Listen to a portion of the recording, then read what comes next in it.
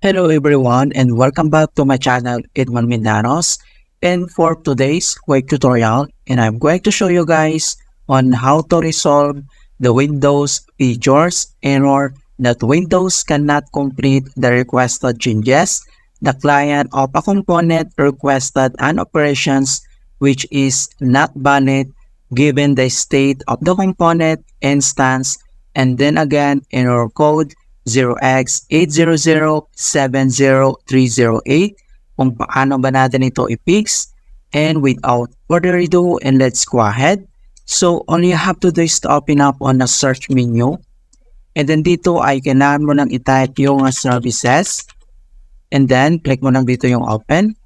So dito sa services local, ang next step ay i-locate lang natin yung Windows module installer. Okay, so kailangan lang natin mag-scroll down and then hanapin natin yung Windows module installer. Okay, and then ito siya. Alright, so makikita mo dito yung Windows modules installer, and then kailangan mo lang mag-double click and then lalabas tong kanyang properties. Ang next step ay dito lang sa general, and then dito lang sa startup type, click mo lang tong arrow na to, and then select mo lang dito yung automatic, and then dito naman sa kanyang services status, and then kailangan mo lang click tong start, and then wait natin. Alright, so after dito ay click mo lang tong apply, and then click mo lang tong okay, and hope na na-resolve yung problem. And another method na pwede natin gawin, so close lang natin tong services, and then dito lang sa search menu, and then kailangan mo lang i-type dito yung CMD, or ito yung tinatawag ng command prompt. Then kailangan mo lang mag-right click, and then select mo lang dito yung run as administrator. If you receive user account control, and then click mo lang tong yes. And then dito sa administrator command prompt ay kailangan lang natin i-enter yung command keyword na sfc/scan now.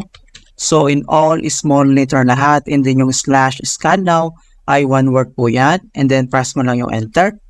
At makikita mo dito na beginning system scan, this process will take some time, beginning verification, piece of system scan.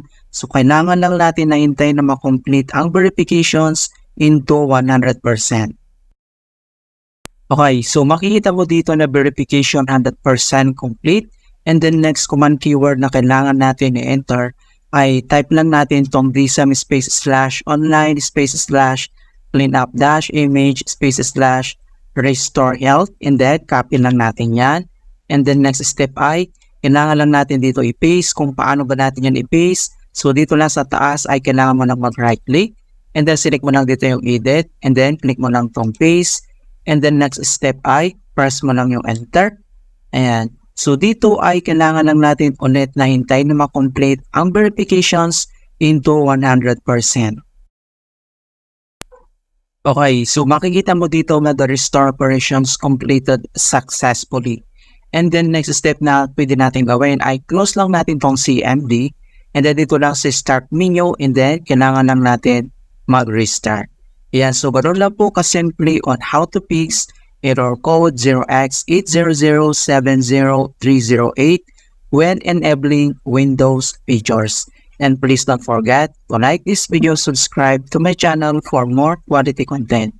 Thank you guys, and see you in my next tutorial.